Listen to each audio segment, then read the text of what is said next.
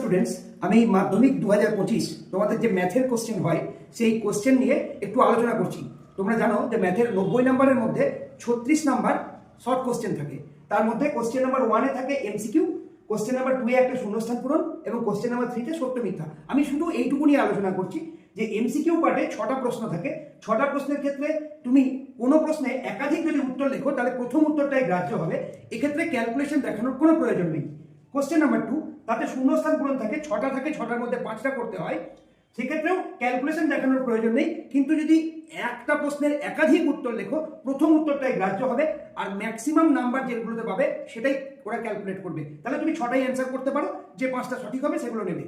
একই নিয়ম সত্য মিথ্যার ক্ষেত্রেও তুমি 6টাই অ্যাটেন্ড করতে পারো, যে 5টা সঠিক হবে সেগুলো নেবে। এটা 1 নম্বর। 2 হচ্ছে এক্ষেত্রেও ক্যালকুলেশন প্রয়োজন নেই, আর একটাতে ট্রু একটাতে ফলস এভাবে লিখলে প্রথমে যেটা লিখেছো সেটাই ওরা গ্রাহ্য করবে। পরের ভিডিওতে আমি কোশ্চেন